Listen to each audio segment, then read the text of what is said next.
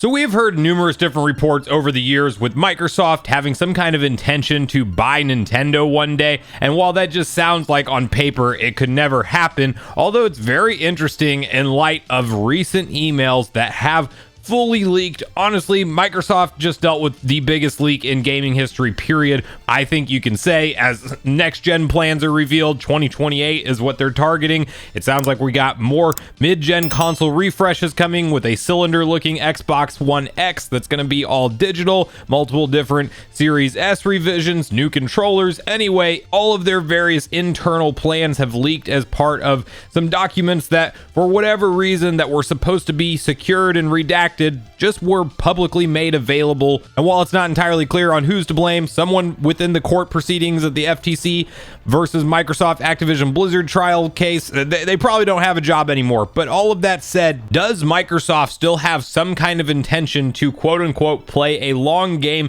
to acquire Nintendo? And could we ever in theory see this happen? And that's what I want to dive into today. But we first need to get on the same page with exactly what has been said from Phil Spencer himself, because it's definitely making the rounds online, and I'm seeing a lot of different takes based off of the exact wording and verbiage that was used here. But let's quickly hop over to VGC and read through their detailed typed up article together. Xbox's Phil Spencer was targeting a Nintendo acquisition in 2020, leaked emails reveal. In a 2020 internal discussion, he said it was the prime asset. In unredacted court documents published overnight, seemingly in error, Spencer discussed the potential Nintendo acquisition in an email conversation with Microsoft's Executive Vice President and Chief Commercial Officer, Takashi Numoto. While discussing a potential TikTok acquisition, Numoto asked why Microsoft wasn't pursuing a company like Nintendo instead. Spencer replied that this was exactly what he wanted. Takashi, I totally agree that Nintendo is the prime asset for us in gaming, and today, gaming is our most likely path to consumer relevance, Spencer replied. I've had numerous conversations with Nintendo about tighter collaboration and feel like if any US company would have a chance with Nintendo, we are probably in the best position. The unfortunate or fortunate for Nintendo situation is that Nintendo is sitting on a big pile of cash. They have a board of directors that until recently has not pushed for further increases in market growth or stock appreciation. Spencer went on to say that former Microsoft board member Mason Morfitt, president of Value Act, had been heavily acquiring shares of Nintendo and that this could create opportunities for Microsoft. The exec also suggested that he believed Nintendo's future exists off their own hardware, but claimed it was taking a long time for the company to see that. Without that catalyst, I don't see an angle to a near-term mutually agreeable merger of Nintendo and Microsoft, he explained. And I don't think a hostile action would be a good move, so we're playing the long game. But our board of directors has seen the full write-up on Nintendo and Valve, and they are fully supportive on either if the opportunity arises, as am I. Spencer concluded, at some point getting Nintendo would be a career moment, and I honestly believe a good move for both companies. It's just taking a long time for Nintendo to see that their future exists off their own hardware. A long time. So at first glance, you may read that email and think maybe Phil Spencer and the Microsoft team is playing the long game and will still try to come in and merge with Nintendo in some way, shape, or form in the future. And while that's maybe not impossible, it's also highly unlikely. And the big thing that I want to stress with this entire story that some people are not really reporting online has to do with the fact that this email was sent pre-Activision Blizzard merger, and if you've seen how much of a nightmare that has been for Microsoft to get it across the finish line, there is an extremely small chance that they could get regulators to sign off on them, one, acquiring a company as big as Activision Blizzard and franchises like Call of Duty that do the kind of revenue that they do per year, in addition to actually consolidating the competition in the gaming market and taking one of their direct competitors, even though some people would say Nintendo isn't a competitor to Microsoft, they definitely have a good working relationship together, but if they were taking them off the market as a hardware manufacturer for a home gaming console,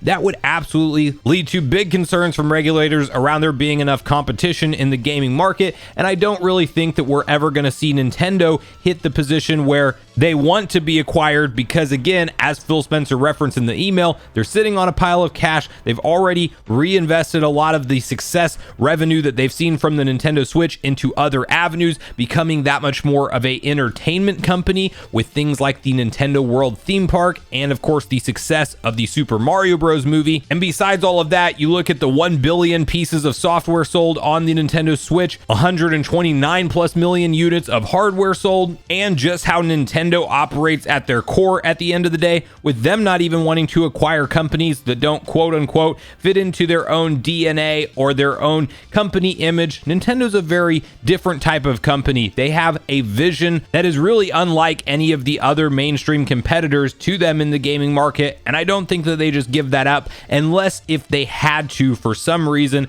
If we saw another Wii U situation where they launched console hardware and it absolutely flopped and they were just bleeding money quarter over quarter and couldn't get people to get on board with their new console hardware, we could definitely, in a unlikely future, see a situation arise that Nintendo may take some kind of buyout or merger and acquisition from a company like Microsoft, but I think that that is highly unlikely and definitely not in the foreseeable future whatsoever. Not to mention, just because Microsoft has the money to throw around, Nintendo would have to be willing to take that money to ultimately see this merger go through, and I just don't think that happens. What I do think is more of a positive part of this article that, again, many people are not really talking about is the fact that Phil Spencer in 2020 felt like they had a very good working relationship with Nintendo and felt like they had a stronger partnership than anybody else, and that is a win for us Nintendo gamers at the end of the day, because it means more cross collaborations, more Xbox content on Nintendo Switch, and we've seen some of the quote-unquote impossible deals get worked out, such as GoldenEye having a return to NSO and Xbox Game Pass, with that kind of deal needing Microsoft signatures from the top up and Nintendo signatures from the top up, because they each owned assets to that game. We also have Banjo-Kazooie currently on Nintendo Switch Online, and we're seeing a lot of very successful first-party Microsoft Studio games be sold on the Nintendo Switch today, and they are absolutely forming a closer business partnership as time goes on. The other thing is Activision Blizzard merger looks like it will close and go through, and we are then going to see the return of Call of Duty to Nintendo hardware for at least 10 years minimum, and I personally don't think that that partnership stops at that game, but I rather think that anything that makes sense for Microsoft to put on Nintendo Switch, they will bring it to Nintendo Switch, or most likely the next gen console at that point in time. And I really think that when it comes to the exclusivity play from Microsoft on many of their major IP, that they would mainly want to cut out Sony and the PlayStation user base from that picture and actually have as many Nintendo console supported games as they feel like makes sense for them. And again, more cross collaboration and Xbox content on Nintendo hardware is just a win for us at the end of the day. Now, there's also some hot takes floating around with the wording that Phil Spencer used in these emails, and at the end of the day, what you have to remember is that this is business, and Phil Spencer's the CEO of Xbox and that entire brand over at Microsoft, and obviously he's going to word things in a way that only makes sense from his perspective, meaning in his mind, it doesn't make sense for Nintendo to do their own hardware and their games together, and he would rather have access to their software on the Xbox storefront. But if you're Nintendo and you are massively profitable right now, and you also have a huge pile of cash in the bank, and there's really no sign of decline from here, when we're probably going to see them hopefully finally navigate a very successful follow-up to a already successful Switch, as we know to expect them to stick to this hybrid form factor that has absolutely won millions of people over and brought them into the Nintendo ecosystem. It doesn't make sense for Nintendo to get out of the hardware game at this point in time. It definitely looked like it did at one point in time. They are not in that situation anymore, and providing they don't go back there, I don't think anybody has to worry about a Nintendo plus Microsoft deal at the end of the day. But of course, only time will tell for sure. But yes, surprise, surprise, Phil Spencer's a businessman at the end of the day and is really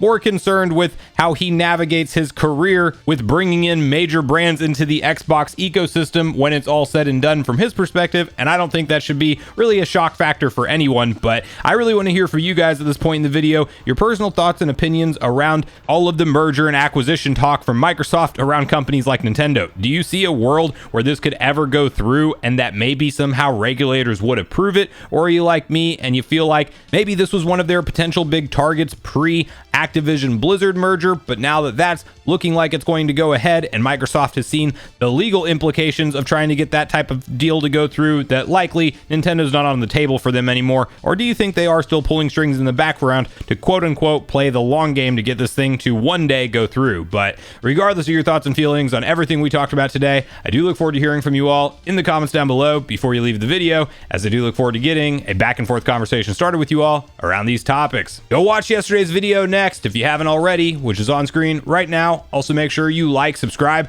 turn on your notification bell, and I will see you guys in the next video.